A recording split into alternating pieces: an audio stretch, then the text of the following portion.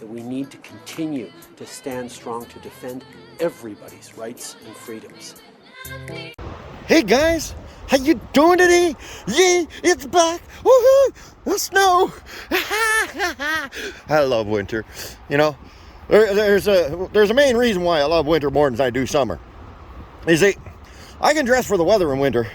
If I dress for the weather in summer, I get arrested, and that sucks. So yeah, as a 300-pound man, give me all the snow you got. Well, maybe not all of it, please. Anyway, I meant to do this down by the lake today, but we're taking this path because I went down to the lake and that wind is just bitter. Oh, mama. I'm just feeling back in my fingers now, and I got to hold the phone. And I got a long topic to talk about today. And look at me, I'm already a minute in and I haven't even started my topic. Yeah, this sounds about right. All right.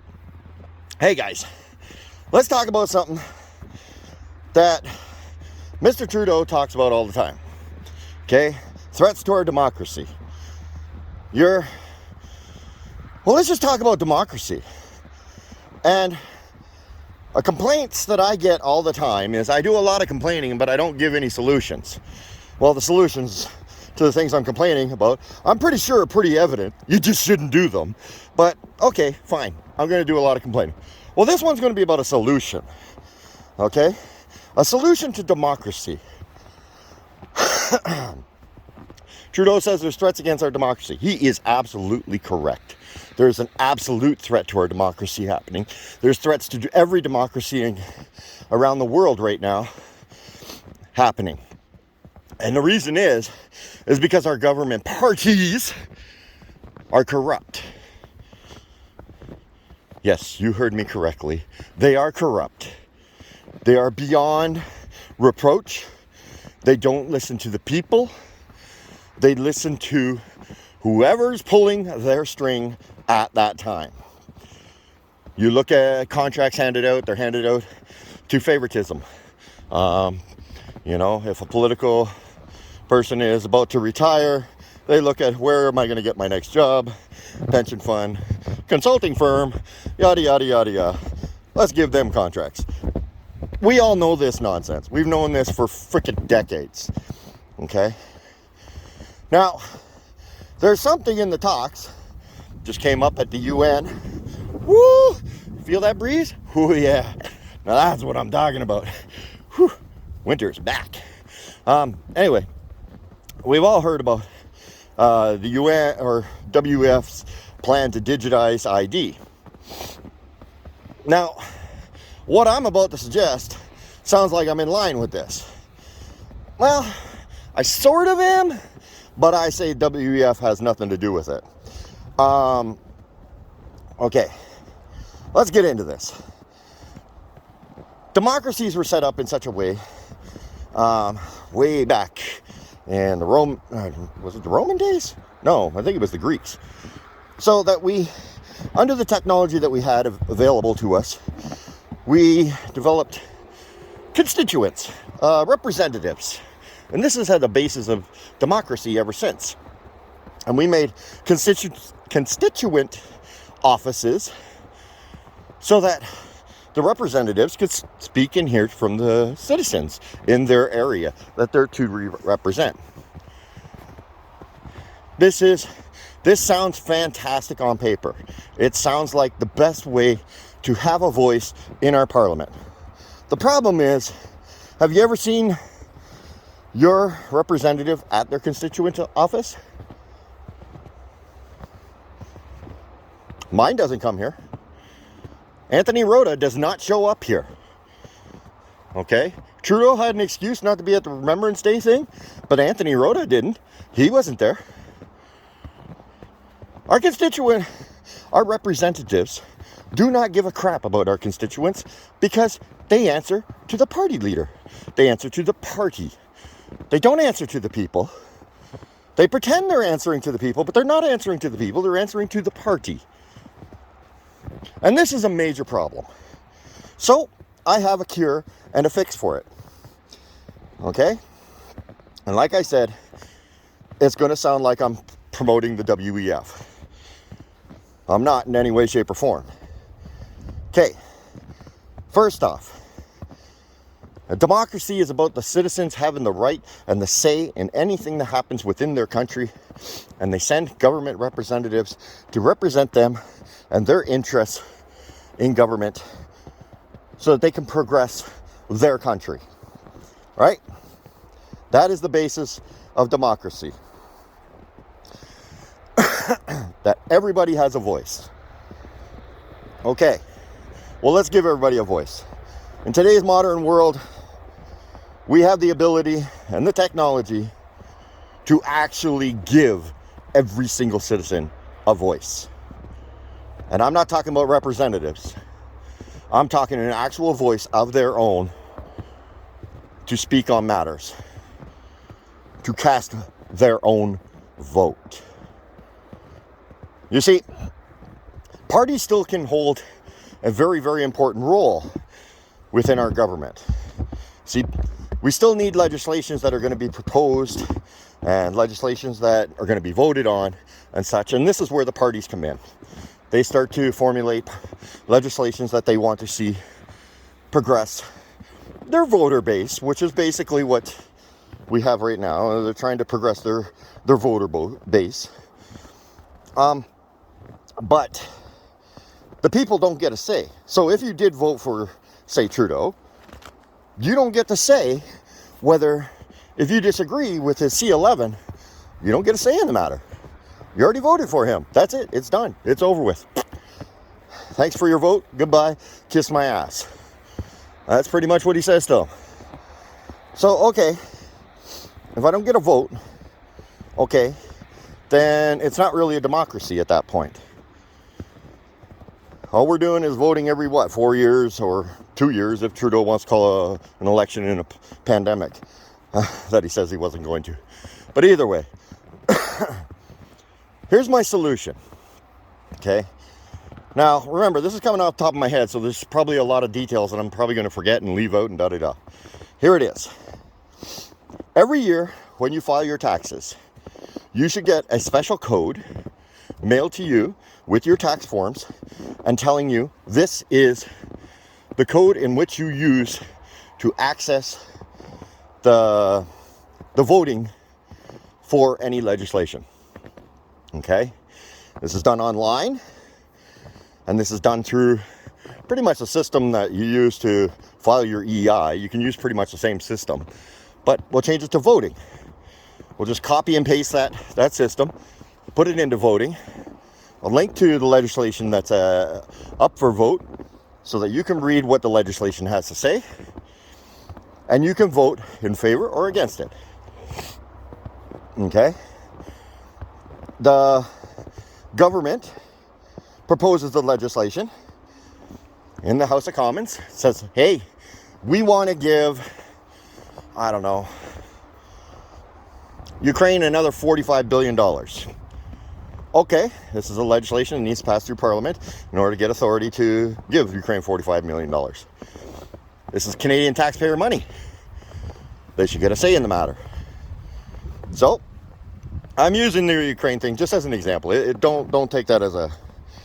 Don't take that. Anyway. So, the Canadians take those that have filed taxes. This is the important part. You have to file taxes in order to get a new code. Okay? Because it's taxpayer money. And I understand every citizen has the right to vote. But it's the taxpayers that actually are participating in affording our government. In giving our government the money it needs to do what it has to do. Okay? And let's widescreen this a little bit bigger. There you go. So, you need to have filed your taxes, first off.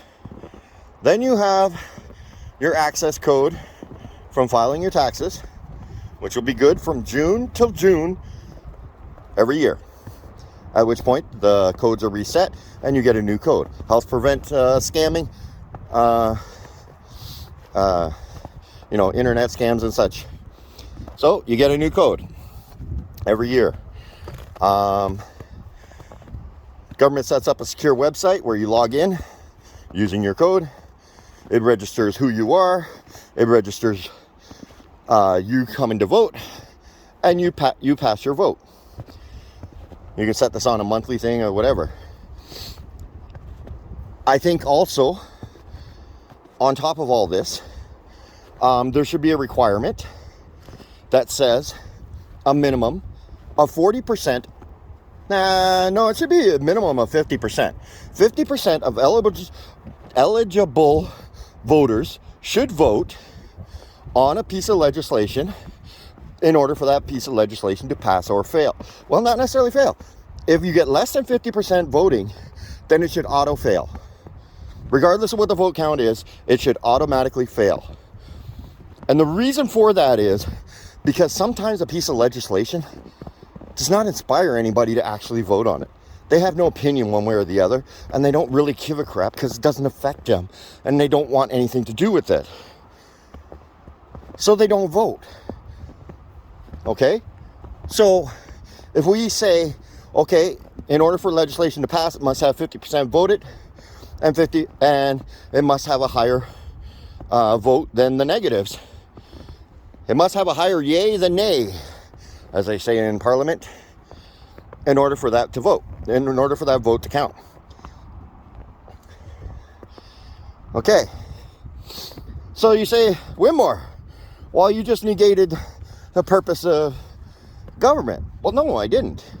You see, the debate and the committees and everything is there. So you send your representative to Ottawa to represent you in the committees, in the debates, and trying to get to the bottom, make sure the legislation is to the best of it can be, in order for when it comes time for you to vote on it, you get a say. So those representatives still need to go. But it also incentivizes those representatives to actually listen to what their constituents want. You see? Not the parties. The constituents get to have a say. So now the citizens of Canada get control of their country, control of their finances. Yes, it's our finances that every time Trudeau comes out and says he's going to spend $1 billion on this or $1 billion on that, or spend $6,000 on a hotel room, that's our money. When he spends $6,000 on a hotel room and I can't make my mortgage payment, there's something seriously wrong. That's our money. Where is the Canadian uproar? Okay, I'm off on a tangent now. Okay, so we still need elections in order to send the right representative that's going to have our interests in Parliament. But when it comes to actually passing legislation, it should be the citizens. And this, my friends, is what democracy is. Democracy is about the people. It's not about the representatives. It's not about the prime minister. It's not about some world organization influencing our prime minister and our government and his cabinet. Penetrating his cabinet. What a use of words. It's not about any of that. It's about the people having a say in the destiny of their country. That's what it is.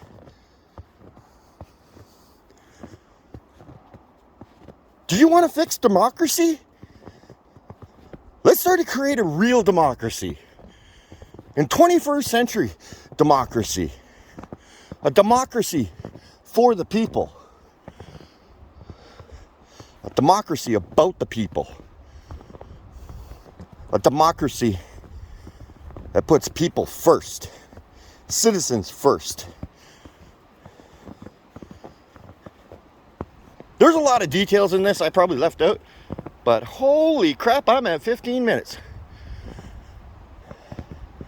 I know I'm going to put this phone down, and 5 minutes from now I'm going to go, oh, right, I meant to mention this. Oh, all right, I meant to mention this. But you get the framework of what I'm talking about here.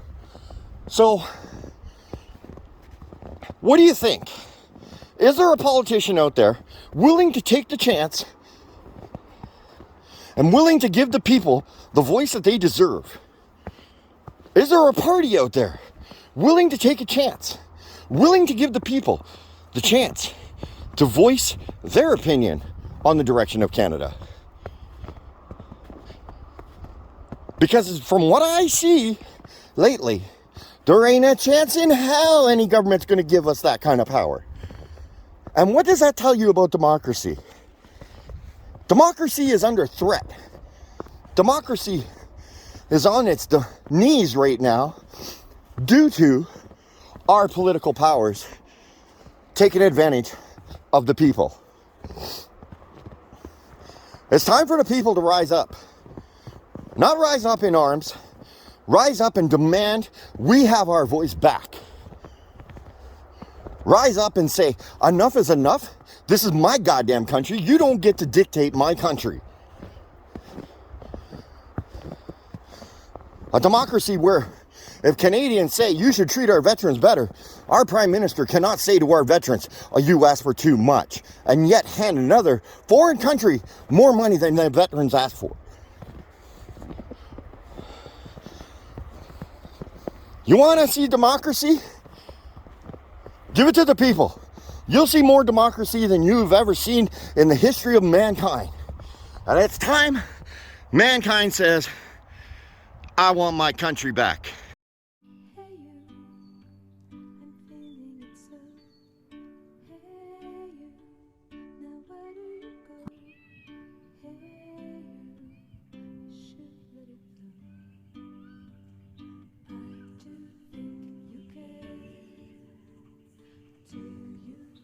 Welcome to the Fringe.